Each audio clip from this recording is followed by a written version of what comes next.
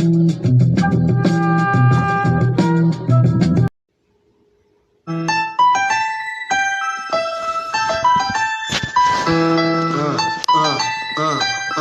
Democrats don't speak for me. Speak for me. Speak for me. Republicans can't speak for me. Speak for me. Speak for me. A bitch ass nigga can't speak for me. Speak for me. Speak for me. You coon ass niggas can't speak for me. Speak for me. Speak for me. Listen here. This is a fact of life. I be rapping like Nat Turner came back to life. Grab Donald Trump by the pussy, he ain't acting right. I never run from a conflict. I be glad to fight. It's a very cold world that we live in. Somebody please tell Elizabeth you're not an Indian. You just trying to con them people to get the benefit. Just another immigrant stealing from the Indians. That's some punk ass shit and that's too lame. Now we finna step over to Andrew Yang. And you a sucker, you could never speak for black folks. Fake ass pandemic, trying to get the black vote. The Democrats don't speak for me. Speak for me. Speak for me. Republicans can't speak for me. Speak for me. Speak for me. A bitch ass nigga can't speak for me. Speak for me. Speak for me. You coon ass niggas can't speak for me. Speak for me. Speak for me. You know your boy be high off sativa. Kamala wasn't popping, so we said bye, Felicia. She ain't had a right policy. We ain't trying to meet her. Y'all can take Biden too. Bye. We don't need him. We don't need Roland Martin or that coon Al Sharpton. Didn't need Cory Booker from the start, man. I don't fuck with police and no snitch. You know I'm coming with the heat when I spit it. The Democrats don't speak for me. Speak for me. Speak for me. Republicans can't speak for me. Speak for me. Speak for me. A bitch ass nigga can't speak for me. Speak for me. Speak for me. You coon ass niggas can't speak for me. Speak for me. Speak for me. If you ever go to court and this is your luck, try not to get fucked by Benjamin Crump. I know it's hard. You and all go is hard. But who the fuck is Amy Cloak? Put her picture up on the bullseye and start throwing darts. People cut our organs out our bodies, that's a stolen heart. They can't save us from the flood like Noah's Ark. Black lives always matter, we finna go for ours. So then we savages, we don't need to pot the piss. Mike Bloomberg can suck dick with that stop and frisk, bitch. You ain't speaking for us, we don't know you. Bernie Sanders, they get your funky ass on too. The Democrats don't speak for me. Speak for me. Speak for me. Republicans can't speak for me. Speak for me. Speak for me. A bitch ass nigga can't speak for me.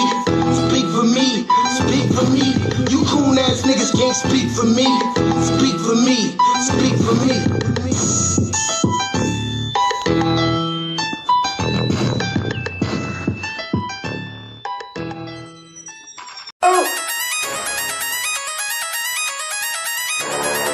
I'm talking about Shouty going crazy. People going crazy in them motherfuckers. Run that shit back, man. But it's nothing. Nothing. About a woman on the bed.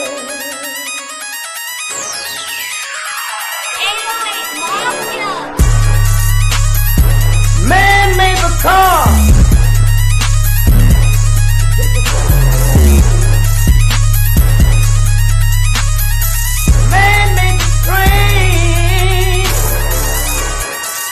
Carry the heavy load. Man made the electrolyte to take us out of the dark. Man made the boat for the water. Like the 7 millimeter. Man thinks about a little bit of baby girl and a baby boy. Make them happy because man makes them strong. But after man make everything we can, do you know that man makes money?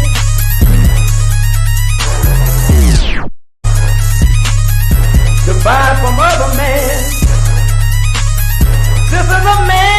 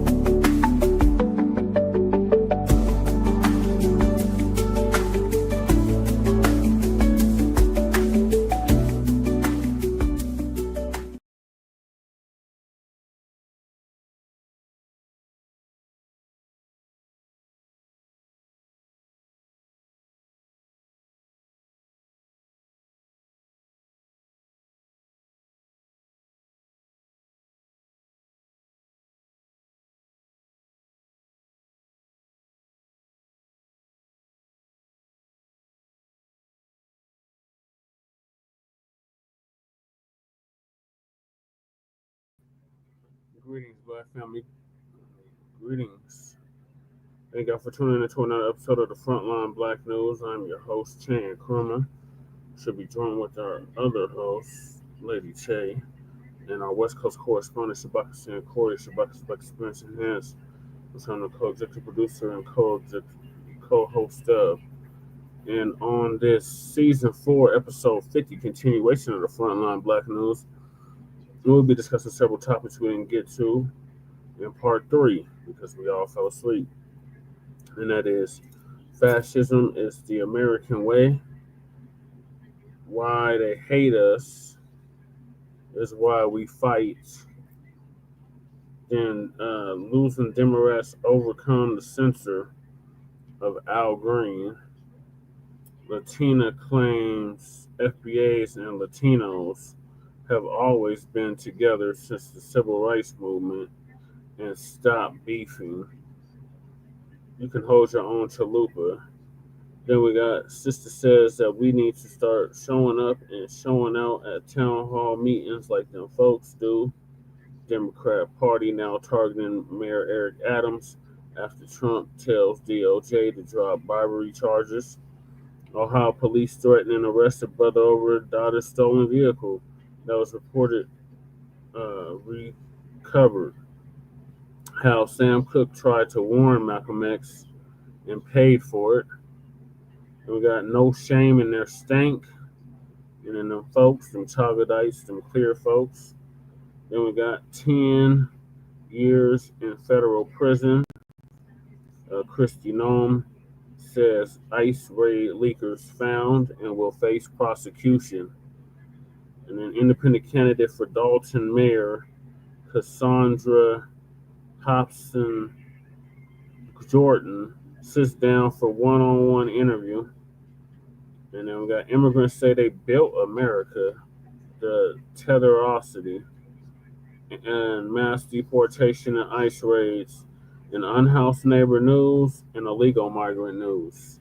So those are the topics for tonight. Make sure y'all like and subscribe to Frontline Black News. Now I'm going to hop right into it so the good professor is going to sound off on the next 3 topics. Shout out to Professor Black too. Everything that he has said has come to pass. So make sure y'all subscribe to him if you haven't already. All right, so the first one is why they... If you're not already subscribed... Fascism is American way. Family and fellow soldiers, I'm the professor, and... Family and fellow soldiers, I'm the professor, and this is the moment of truth. Don't know if you heard, but Trump is beginning America's descent into fascism. Amazing how our telling black people that we don't care what happens to America because America doesn't care what happens to us is controversial. And why is it that the black grassroots, especially the black media, are not going into hysterics about what all's going on? Well, it's because it's really no different than it's ever been. Do I think that fascism is on the march? Well, I think the people who say that are starting off from a false premise. That being that fascism didn't exist in the U.S. and that what's going on today is a fight to prevent it from coming to the U.S. I posted a video years ago called George Washington, the First Fascist. I'll probably repost it soon, but for those who didn't see it, here's the Cliff Notes version. The word fascist comes from the ancient Roman word fasces, which refers to a bunch of thin wooden sticks tied together, often with an axe handle sticking out of the top of it. It's supposed to be a symbol of how when crooks stick together, they're unbreakable. Now, ever since its founding, the United States has had the fasces as a mainstay of American iconography, especially as it pertains to George Washington. From the countless statues of him both in the U.S. and in Britain, to the painting of him on the ceiling of the Capitol Dome, even inside the Washington Monument, there's a small statue of Washington hidden in the base, and it shows him standing beside a fasces. It's all over the place. And these sculptures and paintings are hundreds of years old inside the House of Representatives. Whenever you see the Speaker and Vice President's area, you also see that they have brass fasces on either side of the platform. So every single time that you've ever seen a State of the Union address, you also have the president flanked by fasces on either side of him. They've been there the entire time, and yet your precious white media, especially your left-leaning white media like MSNBC and CNN, doesn't tell you this. The fasces is the main symbol of America's founding. And that's where the word fascism comes from. Mussolini would use the fasces as his symbol when he became Italy's dictator. And what is fascism? Basically, it's ownership of the government by private power. Now, businessmen, no matter what the Republicans or the white right may try to tell you, businessmen have an ideology. They all do. They all believe something. When you look at the lobbying groups and these think tanks, they are all established and funded by wealthy white people. And they all are meant to forward a specific political ideology. So it's a lie that the only thing that businessmen care about is money. They already have money. What they want is to put that money to use shaping society the way they think it should be. It's not the working class people who create and fund these think tanks. It's wealthy businessmen.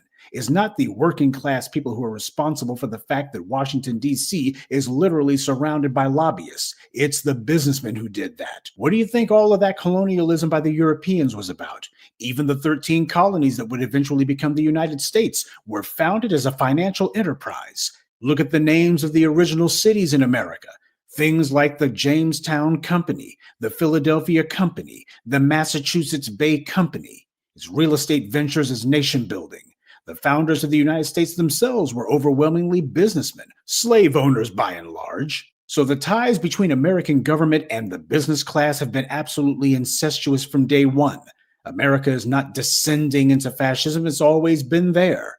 And fascism is always an inside job. Contrary to what the MSNBCs and the CNNs might try to convince you, fascists aren't some sneaky gang of outsiders who slithered into the halls of power under cover of night. In reality, they're the very wealthy elites who this society puts on a pedestal and tells you to worship. Fascists will co-opt an existing political party in many cases, but more often than not, the fascists, since they have money, they'll usually just go and start their own political party. The Nazis started their own party, as did Mussolini, but it takes far more than some zealots with some big ideas to drag a country into fascism.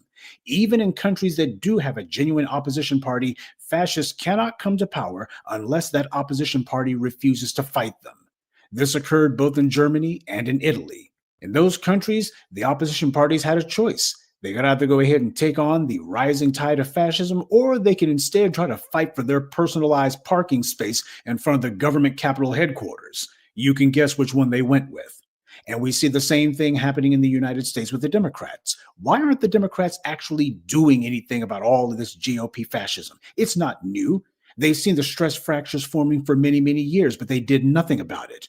Why? Because they're controlled opposition. When you look at who it is that the money comes from the Democrats, it's the exact same sources as the Republicans. I've detailed for you how Kamala Harris literally was taking money from America's largest landlord, Blackstone, and she had a BlackRock senior executive as a so-called advisor on her presidential campaign. Now, what kind of advice on the housing crisis do you expect those men to give her? Do you think they're going to be saying, hey, Kamala, make sure that you outlaw all of these hedge funds owning entire neighborhoods. Make sure that there's no more single-family dwellings that can be owned by these Wall Street bigwigs. Do you think that's what they told her? Or do you think they told her, you better not touch it, not if you want any more money? What we're seeing is the beginning of a political convergence. Democrats talked all that noise about being terrified about Trump and fascism, but that was all just empty hot air to terrify you into doing what they wanted. Trump's back in the White House, and what do you see the Democrats doing? You got Gavin Newsom, the former mayor of San Francisco, the gay capital of America, and he's now speaking out against transgender athletes. And you got the left-leaning white media who's cheering him for it. Now, how does the guy who was the mayor of America's gayest city actually do a 180 like that? Because this is what he's always stood for. But make no mistake, putting aside the sideshow of the whole transgender debate, Gavin Newsom's going to be taking aim at black people in general and the black media in specific sooner or later. That train is never late. Keep in mind, this is the guy who carried out that cynical political exercise where he pretended to return Bruce's Beach to its black owners. But as I told you from the very beginning, it was all just a con game, a PR stunt. Gavin Newsom and the rest of those California Democrats knew full well that those black people wouldn't be allowed to develop that land because of all the zoning restrictions that were on it. So they would be forced to sell it because at the end of the day, you don't keep land as a vanity project. You keep it so it can pay for itself by being developed. If you outlaw developing land, you might as well go ahead and sell it right back, which is exactly what happened with Bruce's Beach. It was all just an empty PR exercise, something to give Gavin Newsom a way to point and say, see, I've done something for you Negroes. And keep in mind, there were some black folks who were silly enough to say, see, this is reparations. Well, we see what Gavin Newsom thinks of reparations now, don't we? And we certainly saw what he thought of it last year when he personally led the charge to shut down any talk of reparations or a Freedmen's Bureau out there in California last year. Newsom is trying to position himself for a 2028 presidential run. And it's obvious that he's going to be picking from the exact same playbook as Bill Clinton and Barack Obama. He wants to be a new Democrat. Now, he's trying not to make the same mistakes that Kamala Harris did. He already has the support of California and that political machine, so he instead wants to gain support in the other 49 states. And he knows that trying to engage with Black voters would be a non-starter for him because he's seen what's happened in his state. And he knows that when Kamala Harris ran out to other states for her damn to fail presidential campaign, she got called out for it. Her record followed her where she went. It didn't disappear just because she left California. Newsom also saw what happened to Martin O'Malley, the former white mayor of Baltimore. That guy thought that he was going to make a half-baked run for the presidency too, but that delusion was crushed when he tried all of that all lives matters claptrap, and Black activists shut him down. So Democrats understand that Black people are paying attention now. Black people are recognizing the Democrats' weasel words and calling it out. If they're going to call themselves getting Black support from now on, they're going to have to actually do something in order to get it. And for the Democrats, that's the deal breaker. What, you niggers think we're supposed to actually do something for you? Black voters are coming to realize not just what Democrats are saying, but when they're dodging and evading, and also what their records are in their home states. People are starting to do their homework. You're listening to the Black media, and you're finding out these would-be candidates are dirty as hell. We're not waiting to see if MSNBC and CNN or The Rot are going to educate our people. We're doing it ourselves. You have the left corner of the white media who are praising Newsom for his quote-unquote new stance on transgender athletes, but they could care less about that because that's not an issue that actually decides the election. What the white left wants to do is to directly attack the Black grassroots. They want to define us as the far left extremists who the Democrats need to shut down. For the good of the party, of course, for the good of America. This stance by Newsom will inevitably come back to aiming his guns at us because that's the point they wanted to reach from the very beginning. And you can bet when they finally do go in on us, you'll have these decrepit fossils from the Congressional Immigrant Caucus like nigga Jim Clyburn chiming right in with Newsom and the rest of the Democrats and those leftist mouthpieces on cable, and they'll all be claiming that we were the ones who cost the Democrats the election, when the reality is Jim Clyburn's boy, Jamie Harrison, had been in charge of the DNC for 4 years by that point. That's why Trump's back in the White House, is because of the Jim Clyburns. Republicans never blame their base or their voters for their election losses. You have never seen the Republicans ever say, man, we got to get away from all of these lunatic right-wing fringe kooks in our party. They never called their base a bunch of extremists. You have never heard the Republican Party talk about their voters that way, even after their lunatic, fringe, extreme right-wing base stormed the Capitol. So why is the white media pushing the false narrative that the Democrats need to start getting tough on this left-wing, far-left fringe who's so out of control, when in reality, the Democrats totally ignore their own voters? There's absolutely nothing that the white media can accuse the so-called far-left extremists of saying that's more damaging than what the far right has already done. So all you shills and plants in the comments whining about how Trump and the GOP are fascist, I agree with you. So tell me then, why is it the Democrats are trying to appeal to the same voters as the Orange Man? Why are they moving toward the right if the right wing is so off the cliff crazy? If the Democrats truly wanted to win elections, then they would actually say what they're going to do about the housing crisis, which, by the way, is the very core of the cost of living crisis. But then again, why would Democrats do anything about it? San Francisco is ground zero for the housing crisis. And remind me again, who was the mayor of San Francisco? Oh, yeah, Gavin Newsom. And what did he do about the housing crisis out there? Nothing. He wouldn't even talk about it. And everybody's up in arms about how these tech bros are taking over the country and they're going to be ushering in techno-fascism. Okay, but when Gavin Newsom was the mayor of San Francisco, did he get tough on Elon Musk, or was he making deals with Elon Musk? Did he do anything about Alphabet? I'm sorry, I mean Google. What did he do about Microsoft? What did he do about Facebook? What did he do about Airbnb? Nothing. Instead, they were proud of the fact, oh, we happen to be the home of all these tech companies. Looking at what happened out there in San Francisco with these so-called liberal Democrats, that gives you a perfect microcosm of the hypocrisy, lies, and duplicity of the so-called left as the white media teaches it to you. But expect to get carpet bombed with all of this gibberish that Gavin Newsom is trying to hit a centrist tone. He's trying to move to the center. This guy is a moderate who's trying to deal with the far left extremists in the party. You know, those people like who are online, those Russian bots who are talking about reparations. What we in the Black grassroots have done is to demand that the Democrats state plainly what it is that they're going to do, not only for Black people, but to push back against all of this Republican bigotry and legislative extremism that the Democrats have allowed them to do. For the better part of 30 years now, Democrats have been tiptoeing to the right, but now they look set to go into a full-fledged sprint. I just hope the people who have been giving us all their apocalyptic scenarios about the GOP ushering in fascism will save some outrage for the Democrats and tell them that they're wrong for joining the fascists.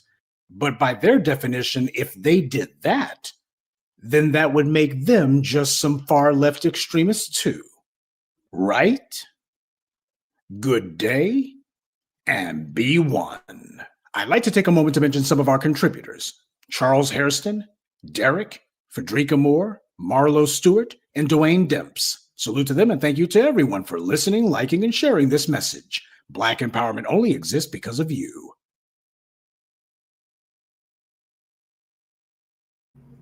Yep, so in other words, fascism is as American as apple pie. All right, moving along. We got why they hate us is why we fight. If you're not already subscribed to this YouTube channel, go ahead and hit the subscribe button now, along with the bell icon so you can be notified whenever a new video is posted. And if you're already subscribed, check and make sure that YouTube hasn't unsubscribed you. And of course, be sure to give the video a like as well as share it on your social media. The white supremacists hate that. And now, the Sunday address.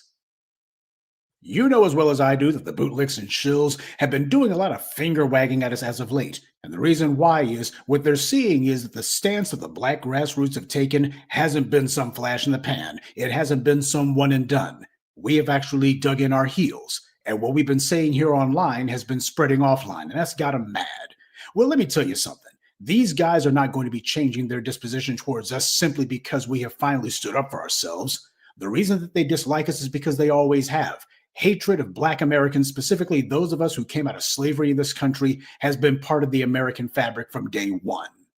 This country has two cardinal sins. The first, of course, is the enslavement, dehumanization, and nonstop barbarism against foundational Black Americans that continues all the way to the present. The second cardinal sin, closely related to the first, is hypocrisy. This country was built on lies. We ought to know everything they've ever said about us, and all the things that they refuse to say have been lies. Now, the reason for this evening's address, why they hate us, isn't for the reason that a lot of you might think. This is not some emotional self-reflection of, oh, why is it that they're always dumping on us? Quite the opposite, believe it or not. It's actually the opposite of an American propaganda film from the 1940s. In 1942, right after the U.S. entered the Second World War, the War Department had commissioned a filmmaker named Frank Capra to make a propaganda film for the war effort called Why We Fight. Basically, it gave a summary of the events leading up to the Second World War because there was no television back then. Radio was very limited, and although there were newspapers and magazines, most people back then didn't read all of them, certainly not the ones about politics, and literacy back then was lower than it is today, believe it or not. So, the movie theaters were where you pretty much got your news from. The propaganda flick the War Department commissioned explained the rise of the Nazis mostly, though it gave some minor explanation of Imperial Japan and Fascist Italy's wrongdoings as well. Now, the overwhelming theme of that propaganda film was that the Axis powers were going to snuff out the so-called Lighthouse of Liberty in the U.S., and the Nazis' morality and values were diametrically opposed to that of the good, honest, kind-hearted United States, and that's why we fight. Well, as Black Americans know all too well, the U.S. actually inspired Nazi Germany, not the other way around. German politicians and social scientists had visited the U.S. in the 19th and early 20th centuries, and they observed segregation and Jim Crow in the American South and how the U.S. government backed it every step of the way, from the legislatures to the judiciary and in every aspect of daily life.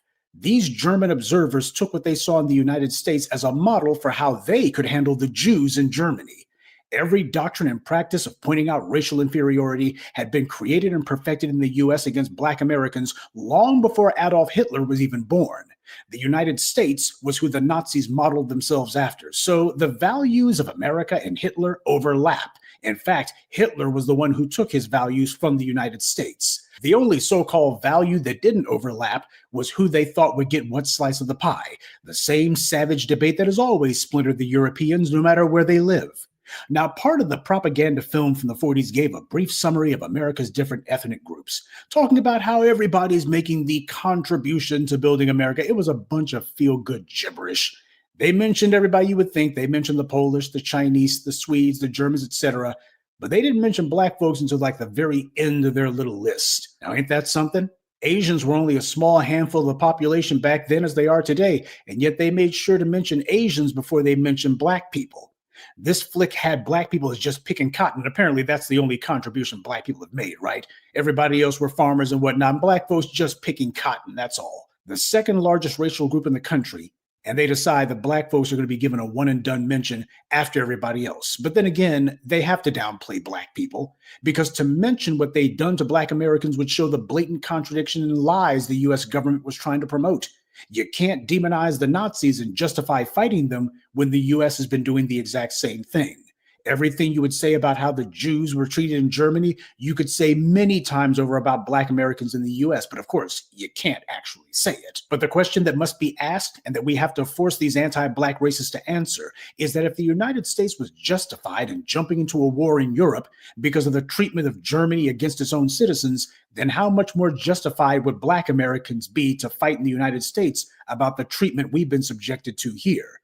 Anyone going to put out any films from the Department of Defense saying, well, Black Americans are justified because of the history of how this country has treated us? Oh, no, of course not. Everyone else is justified in fighting back when they're wronged, and the United States has a right to jump into fights that have nothing to do with it if it's in their interest, so long as Black people are not benefiting.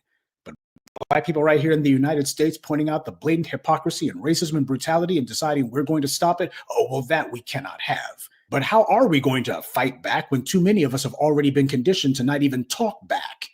We have to fight. But let's be bluntly honest here. Fighting is hard, especially when people have become complacent or apathetic. People won't fight if they think, or in our case have been fooled into thinking, someone else is going to do all their fighting for them. This is where the misconception about voting comes in. Voting can be a valid and useful tool for your empowerment, but only if the individuals that you're trying to put into government have made up their minds they're going to fight on your behalf. Talking won't do. Individuals telling you about chess moves and telling you sit on your hands and just trust them to do something, that won't do. You need people who are going to go in there and fight. And fighting means that they're going to be making a mess. But even the people that you install are not going to do anything if they think that you will not hold them accountable and punish them should they fail to do what you told them to do. This is the reason why I don't like the Orange Man, certainly don't like that gallery of rogues that he surrounds himself with. But the reality is Trump and the bigots that he has around him, these guys are a symptom of the problem. The actual problem happens to be that a critical mass of Black folks decided to allow our morality and our fire that we got in the belly to go to sleep. We decided that we were going to sit back and try to farm out our fighting to people who are not representing our interests at all. And until we change that posture, nothing else is going to. So as far as I'm concerned, let the Orange Man and the rest of his racist pals run wild for a while because it's going to get people off their butts. Now, that may be an unpleasant reality, but it is the reality. When the Orange Man was in office before, people couldn't deny the fact that there was an unrepentant racist in the White House, and that made it where they had to get off their butts to fight him and to fight his pals. And what happened when people rose up? What happened was the bad guys backed down. That's what happened. That's the reality. The sad truth is that a majority of us need to have our backs put to the wall so that we will fight our way out of it. It's like I've been telling you ever since RIP Black America. When we fight, we win. That's something that all of these shills and tethers and bootlicks and con men, they don't want you to know. They want you to think, no. You got to sit back and see if the Democrats are going to do it, or see if some good group of white liberals will do it, or maybe some Black bootlicks who are being paid by white dark money groups. Let them fight, but they never fight at all. You've had these professional sock puppet organizations like the NAACP, the National Action Network, NCOBRA. All these clowns got N at the beginning of their names. And I think N stands for nitwits. And these fools have been out there since the beginning of time. And none of our interests have been front and center. Nobody was saying a word about reparations until the black media put it on the map. And when we did, what happened was all of these little bootlick organizations started fighting us. You didn't have any of them who came forward and said, you know what? Now the reparations finally being talked about. Let's go ahead and put these Democrat politicians on the spot. Let's extract promises from them. Instead, you had Big Bird from NCOBRA, who was trying to brag that we're the longest standing reparations group in America. Ain't done a goddamn thing in 40-something years. He brings Kamala Harris on his little sideshow. And what does he do? He just sits there and allows her to deliver her stump speech. She gives the same old stale talking points that she had been giving for the last couple of years, and he sits there and nods his head as if she said something profound and meaningful when she said the same canned gibberish that she'd been saying for years. He doesn't press her on reparations, doesn't demand anything specific. As far as he's concerned, hey, she's on the show, and we're going to go ahead and vote for Sista, girl. Yes, sir. Yes, sir. And of course, as I documented for you, Big Bird was also the bootlick on the scene when you had those two Tennessee legislators who pulled their little attention stunt all about gun control, but not a word about reparations. Yeah, they know exactly what it is the Democrats want them to say. That's the reason why you got people like Gavin Newsom and others who are trying to go ahead and tiptoe away from the Democrats who are making demands on. When Gavin Newsom's sitting there saying that the Democrats need to start moving away from trans rights, that's fine by me. My problem is he's not saying, you know what, these black voters over here, they're the ones who put us in office. We've been losing the black vote for at least a decade now. The numbers have been trending in the wrong direction, and we got to fix that. But then again, why would Gavin Newsom do that? As the black media has explained to you, he was the one who worked to deep six the reparations bill out in California. So Gavin Newsom, he's basically in the same bed as freaking Rahm Emanuel. That's what's going on here. You got all these Democrats who are being forced to put their cards on the table and show where they've always stood. And this is a good thing because black people have had the blinders on for the longest time, trying to imagine that these Democrats were supposed to be on our side when the reality is they're not. And now what's happened is that they're being forced to actually show who and what they are. And black people are not going to be able to sit here any longer and say, well, I mean, they gonna do what they say. I mean, they knows what happens if they don't, so they gonna go ahead. No, you can't play that game of hiding your head in the sand anymore. We are going to have to fight. And the Democrats are going to be on the list of people that we're fighting against. They've been fighting us the whole time. The problem is we haven't been fighting back. And that's the reason why I say with these anti-black racists, they're going to need to catch more than a political bloody nose. They're going to have to get a general principle butt whipping, put on the steel toe boots and let them things start swinging. That's what has to happen next. There has only been one group and one group only who has been fighting against the racialist pyramid scheme that this country is. And that happens to be foundational black Americans with a number of, to be mentioned, people from the diaspora. But the truth of the matter is, by and large, the ones who came from outside this country, too many of them were on the get along to go along train, and that don't work. This is the reason why they got problems with this. Starting in the 20th century, when you had the advent of movies, you had some black folks who were out there. But if you look at a number of those films, you'll see that many of those people were basically from outside the U.S., even Sidney Poitier. They were trying to find people who, can we find somebody who's like Afro-Latino or something? Why, no, these guys, they just make us a little bit disturbed. Yeah, because when they look at us, what they see is the undeniable justice that we represent. They see the legitimacy that we have morally, and they see their own moral illegitimacy. That's the reason why they hate us. You can't be out here promoting an image to the world of how you're the good guys and you're on the side of the angels when we are the living proof that you're on the side of the devil himself. That's why they hate us. They hate us because they could not break us. Hundreds of years, they were able to do that in other countries. Didn't take anywhere near that long. All these other countries around the world, they've been successfully able to walk in there, and all these other folks, they couldn't wait to get on their knees to start bowing and scraping and singing the praises of white supremacy. They could not wait because they thought that was the way to go. We alone stuck to our guns because we have that unshakable moral core. That is what makes us who we are. Whenever anybody thinks about anything that's good or decent or moral about America, they can only point to the things that we brought into being. All of the racism, all of the bigotry, the hate crimes, all of the enmity and religious strife that came from the dominant society. And it didn't matter if it was the ones who came over on the Mayflower or their kinfolk who showed up later. It was always the same game over and over again. And when it came time to talk about what good came out of America, they couldn't point to themselves. They could only point to us. And that makes them furious because they want the story to be all about themselves. When there's something that the white supremacists want, they'll take all the help they can get, but then they want to turn around afterwards and take all the credit too. But with us, they can't do that. That's the reason why we cannot allow people to appropriate our history. We can't allow culture vultures. We can't allow anybody to bring in anybody else and say, oh, we had something to do with this or that. No, you were not even in the room. We have got to take a hard-nosed approach to that. You look at literally every other group that the white supremacists have encountered. They successfully made all these other groups want to be them. And that also sadly includes the majority, not all, but the vast majority of the Africans and the Caribbeans. They went along with it too. And since we are the only ones who have actually been fighting and resisting white supremacy in the very belly of the beast, they hate the fact that we set the example that everybody else looks at. Because all these other groups, they love to play along with white supremacy until the white supremacists decide to put their foots up their behinds. Then all of a sudden, well, we need to reach back to Dr. King and the civil rights and the Frederick. No, that's our history, not yours. You guys said that there was no racism. You guys said that America's a pure meritocracy. Racism was in the past. So don't go complaining about it now. See, everybody else idolizes shit. Their boots will look up to them. But we alone, the lowest strata of the society, even from our low position, we still have the ability to look down on these white supremacists. And they hate it.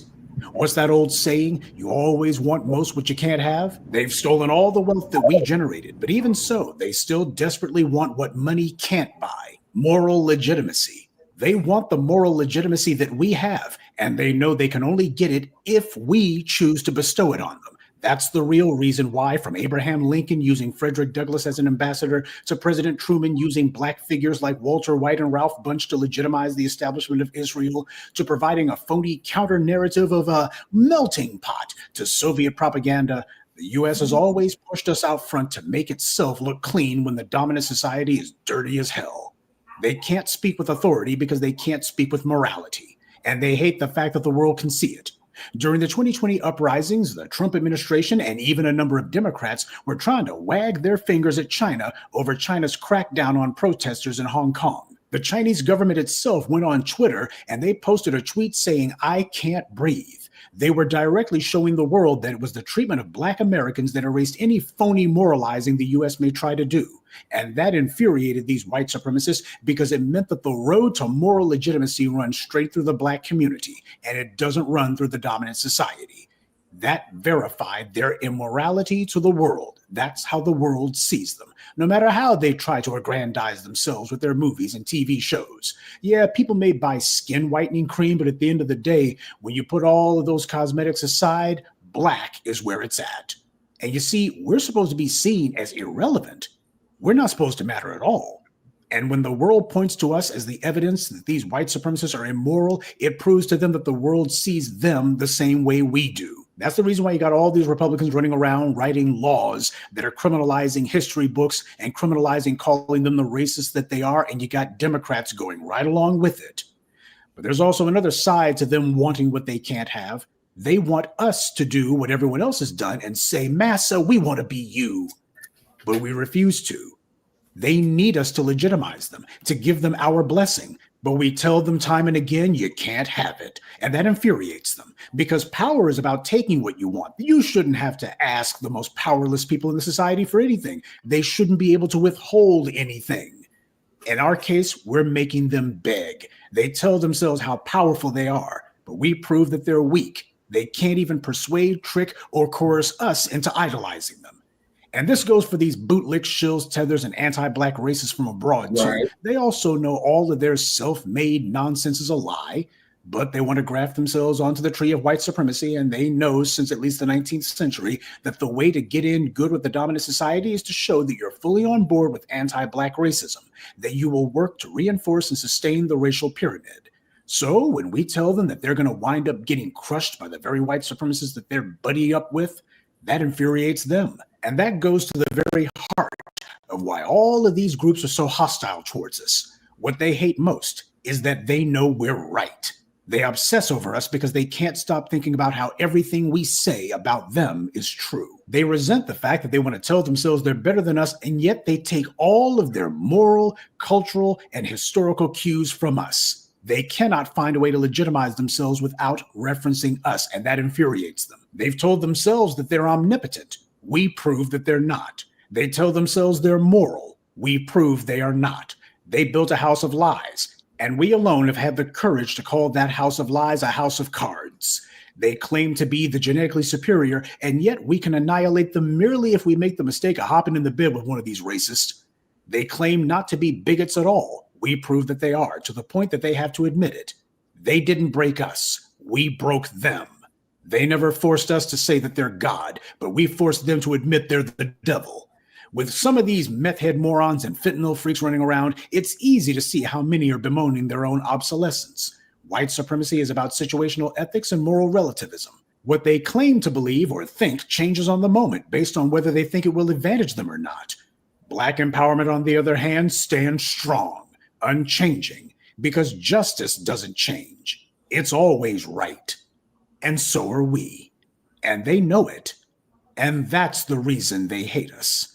Our presence is a perpetual reminder to them that they are not what they claim to be. And so long as we continue to stand on our square, so long as we decide that we're going to fight and continue to fight, to actually fight, then we are also going to prove that we are exactly who and what we claim to be. The end of white supremacy, the end of their system of goodies, giveaways, and guarantees that they're completely dependent on, and the beginning of justice. Good evening, and be one. I'd like to take a moment to mention some of our contributors. BC, Sean, Nora Brown, Deborah Ware, and Brenda Starr. Salute to them, and thank you to everyone for listening, liking, and sharing this message. Black empowerment only exists because of you. Well, I appreciate what Crew is saying. We will let this whole ship sink despite the lies we can swim and build another ship in the water while swimming. I know that's right, Crew. I know that's right. All right, you came in, I think, at the middle to the end of that video, but Professor Blacc was basically telling us how these other groups that envy us, Right. Us. Exactly. They need us for the moral legitimacy. Yeah. And then they're always trying to get our endorsement to their causes. But not one of these other damn groups is going to sit out there and say, hey, let's give reparations to the people who built this goddamn country. You see what I'm saying? That's why they want to get on their causes, because we give moral legitimacy. Yes, we are the end of white supremacy and the beginning of justice. Okay. Okay. All right. Okay. And then on top of it too, and like you say, Brother Che, you see, because you got all these goddamn tethers out here, these yassa bosses, ass scratchers, bootlicks, boulays, Uncle Tom ass motherfuckers, and to quote Mad Dr. D, man, they all the same, but just by different names. Motherfuckers still skinning and grinning. Yassa bow, you bow, I love you bow.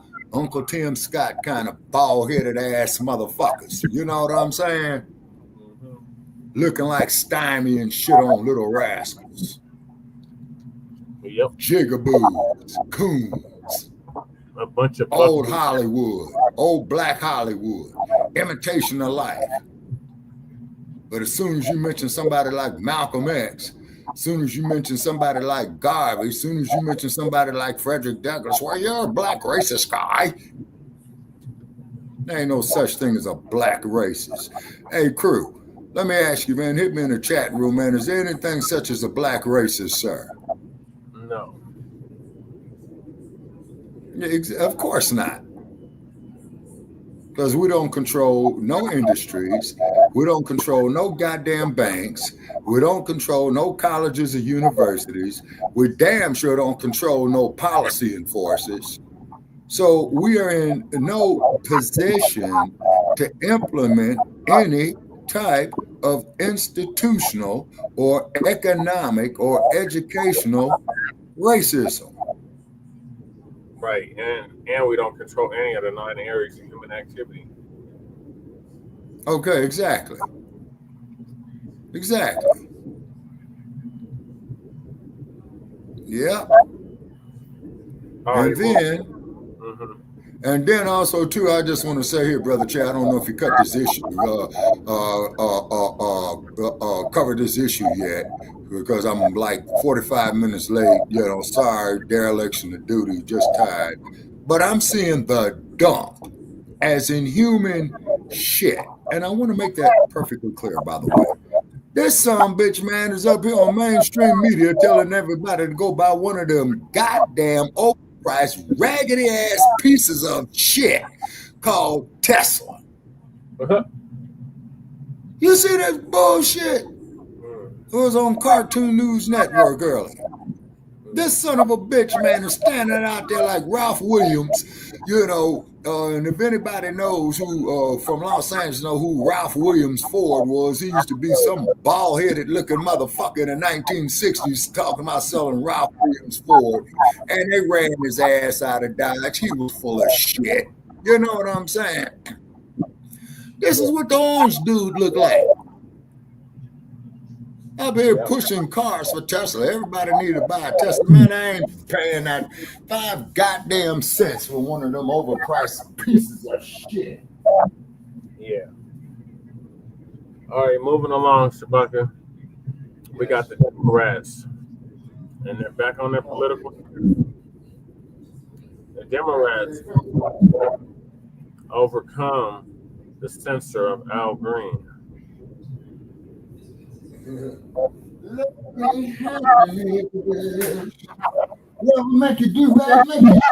Family and fellow soldiers, I'm the professor, and this is the moment of truth.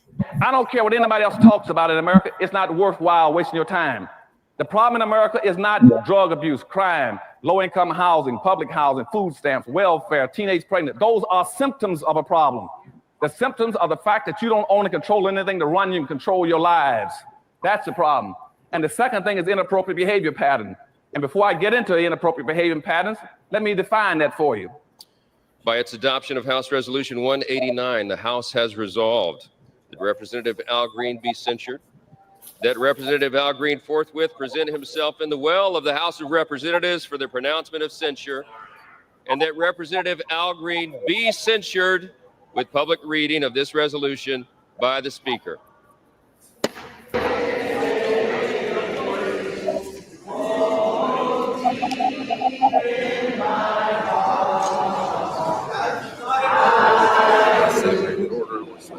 Sitting up there, ass scratching and yassa bossing. The House has come to order. The House has come to order.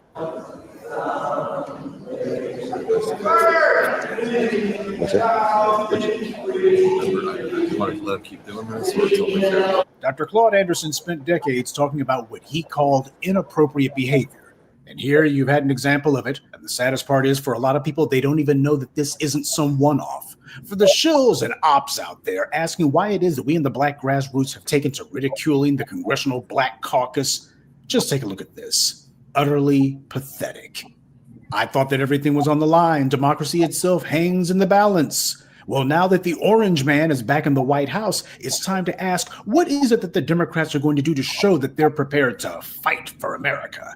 Well, apparently this is how they're fighting. By standing there singing songs. You know, you DNC plants, you constantly tell us that the GOP is dragging America towards fascism. For the moment, we'll put aside the fact that Democrats have helped to promote this by attacking their base like Obama did when he began the practice of attacking the term woke, attacking the people who are fighting for their very lives against the thugs in blue.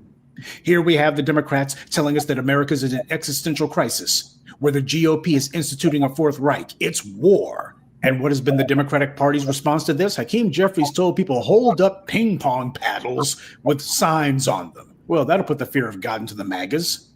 And on the other hand, you had one lonely congressman who decided that he alone would stand up in the middle of an address to a joint session of Congress and yell some things at the president.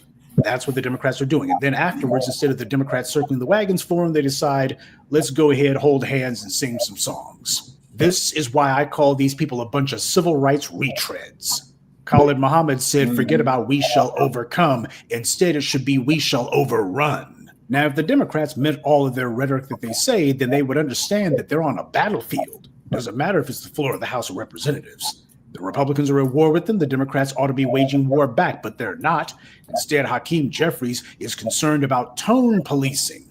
He's concerned about making sure I don't want anyone thinking that Democrats are rude. Now, I'd like for anyone to please tell me, what do you see here that's adequate to the threats that the Democrats claim to be facing?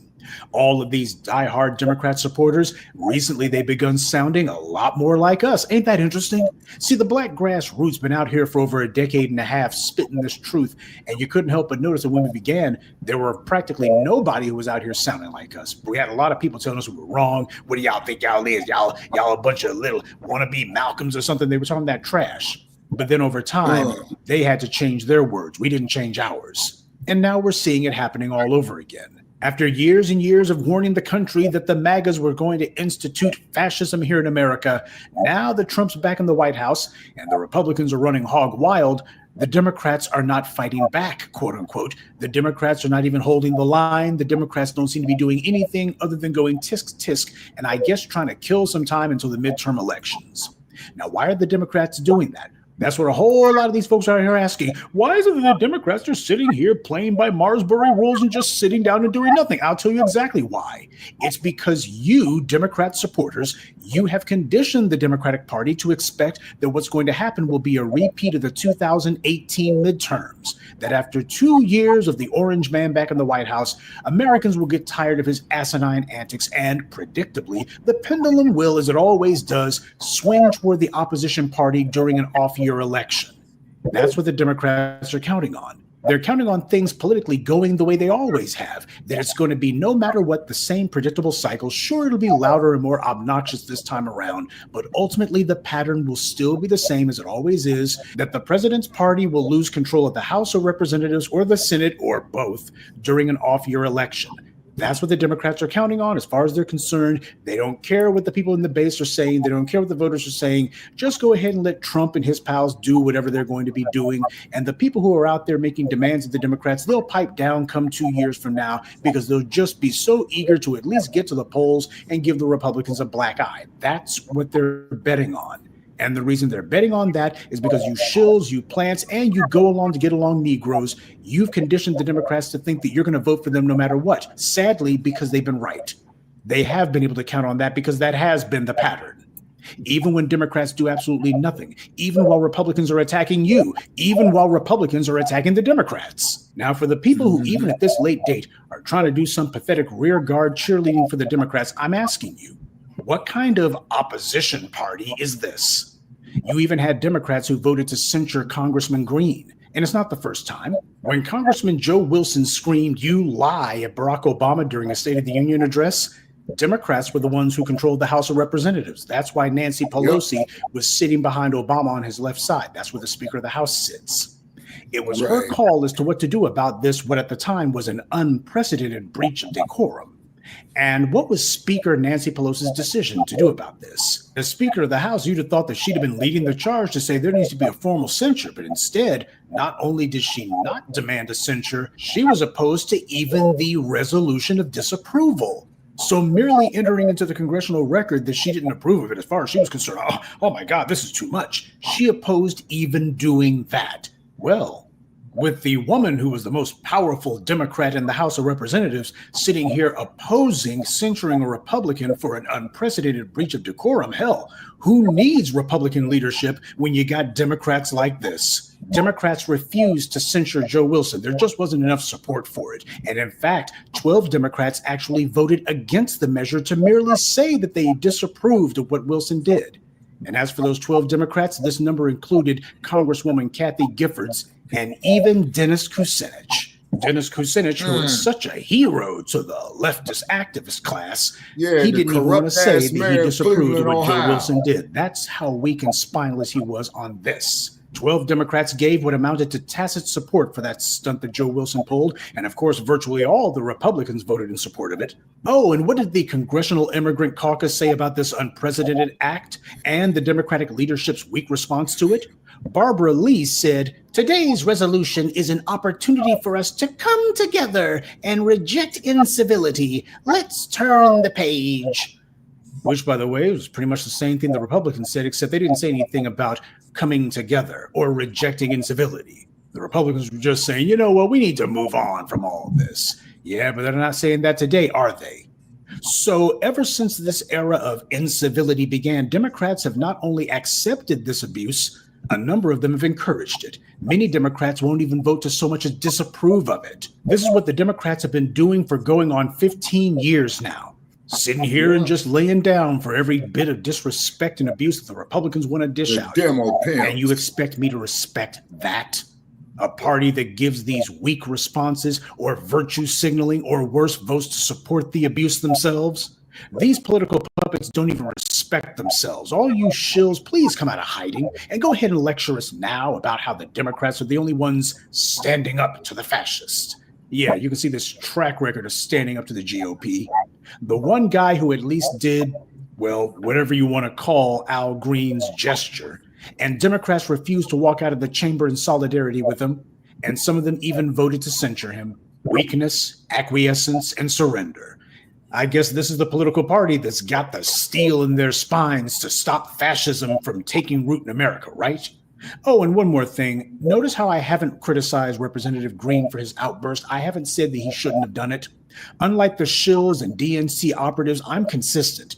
If Representative Green had made a scene on our behalf, I would be praising and supporting him. But even though he didn't, at the end of the day, I'm asking whether or not this guy is actually at least fighting the GOP. Anyone who's making it a point to actually promote the black grassroots in Congress should be recognized for that. I don't care about decorum, because that's a line that only gets dragged out whenever Republicans are trying to tone police. Unfortunately, under these circumstances, they don't have to because Hakeem Jeffries is doing it for them. Those scumbags are always talking about political correctness, and yet the Republicans let Marjorie Greene show nude pictures in Congress, and they let her and her other reprobate Lauren Boebert, and before them Congressman Joe Wilson, disrupt multiple State of the Union addresses, and these same GOP figures were fine with it. Yet they're ready to faint if a Democrat speaks out of turn. Yes, it's fake. Yes, it's hypocrisy. And there's no excuse for the fact that the Democrats are not fighting them on it. For you people who tell us that we should back the Democrats, what are we backing exactly? Democrats are not coming to their base. They are not trying to cater to their base. They are not even trying to reestablish trust with their base. They're not doing anything. Instead, we see the likes of Gavin Newsom and these so-called new Democrats who are doubling down on running to the right and trying to pander to Rahm Emanuel's mythical Biden Republicans. Yeah, the same Biden Republicans who refused to vote for Biden in 2020 and then who gave Republicans control of the House of Representatives in 2022 and then who voted Kamala Harris out of the White House in 2024 and gave the Republicans control of the Senate. Yeah, those Biden Republicans. You can tell the Democratic Party's got their act together, don't they? I mean, these guys, they got the game plan down pat from top to bottom. And look at the results that they're producing. So before you go continuing to infest my comment sections with your pathetic little DNC pitches, you might want to ask what the hell the Democrats are doing for themselves. You expect black people after 60 plus years of saving the Democratic Party to keep coming to the rescue? Don't dream. Everybody else has been out to lunch for us. So now we're finally taking some time off from saving the world. There are people who need to realize that they created the very circumstances that they're lamenting today. All of that forked-tongued, two-faced behavior is what caused this. And no, none of these people was tricked. None of them was deceived. Nobody lied to them. The orange man has made it clear for a decade now what he thinks of all of these people who have been playing footsie with these white supremacists. And I'm not just talking about immigrants. I'm also talking about a number of these Democrats. But what a lot of them thought was that he was talking about other people other than themselves. They were practicing anti-black racism before Trump got in the White House. And they're still practicing it today. Only difference is they got to split some of their time between attacks from the GOP, who were formerly their friends. Now, ordinarily at this point, I would say you're going to learn today, but that's not true. There's some folks who never learn. So class is out, and you get a failing grade. This refusal by the Democrats to stand up, even for Al Green's admittedly tame gesture, it's going to inevitably turn into them sucking up even more to the white right. That's what they're doing. More of those on the left will begin saying what we've been saying for years, except what they're going to say is that the Democratic Party is broken. Well, that's not true at all. The Democratic Party is working exactly the way it was intended. as controlled opposition. The operative term there being controlled. Why do you think that both parties switched positions so flawlessly in the 20th century? All of those Dixiecrats became Republicans without batting an eyelash, remember? And why was that? Because they could all agree that they hated black people. That's the actual third rail of American politics. Donald Trump, for example, was a typical New York Democrat up until about 10 or 15 years ago. And this while he was committing housing discrimination against black people in the 1970s and then taking out ads in the New York Times in the 1980s demanding that innocent black children be put to death. No Democrat or Republican has ever taken out an ad demanding that the death penalty be reinstated or even used for a white person who has harmed or even killed a black person. None of them has ever done that. None of their millionaire and billionaire friends have done it either. And don't think that Democrats were overlooking Trump's bigotry simply because he was a loud, obnoxious New Yorker. Michael Bloomberg is also another New York white racist who boldly defended stop and frisk, who said that more black people needed to be harassed by the police, and the white media and the Democrats both supported him. This is why black people have had enough of being played. These other folks have gone along with it because the Democrats have produced things for them. So for these other folks, all of this is some huge shock, and it's got them shook. Well, you know what? Since they've been the main beneficiaries of that party, they're the ones who need to fix it. Though without us to be the moral muscle behind the movement, we see how well their own attempts at trying to right the ship have gone. It's becoming all but impossible for these DNC cheerleaders to deny the fact that at this point, the Democrats are literally expecting to get your vote for a song. Good day, and be one. I'd like to take a moment to mention some of our contributors. Mouse, Kenny White, Jeffrey Williams, Deep I-904, and Henry Fair. Salute to them and thank you to everyone for listening, liking, and sharing this message. Black empowerment only exists because of you. Well, the only thing I could say about that is this. These politicians don't mean it's no damn bit of good. I mean, these damn politicians, the black ones and the white ones, they treat our causes like poker chips, man, in Placerville, up in Hangtown during the gold rush. Straight out.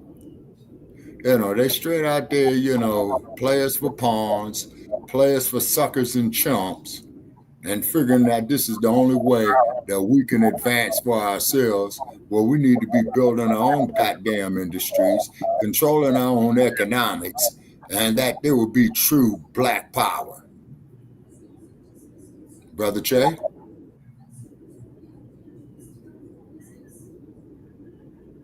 Brother Che? Okay, I'm hearing noise in the background. Okay, Brother Che, you still with us?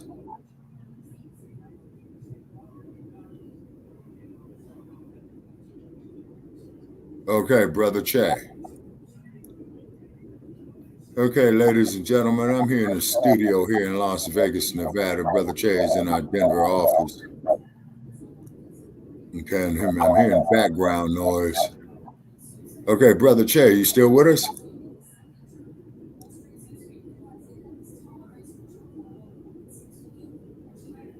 Okay, Brother Che.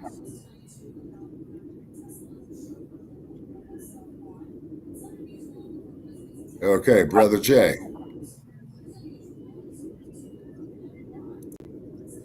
Okay, I'm hearing conversation there in the background, barely. Okay, is anybody in the chat room crew? You still with us? Okay, is anybody in the chat room? Okay, ladies and gentlemen, I'm going to sign off here from Las Vegas, Nevada. Please like and subscribe to Frontline Black News, The Revolutionary Agenda, and Shabaka's Black Experience Enhanced. Okay, so I'm signing off here. Brother Che.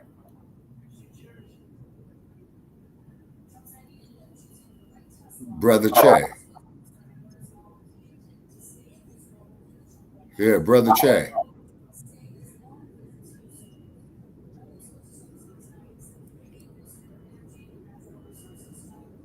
Okay, Brother Che, you still there?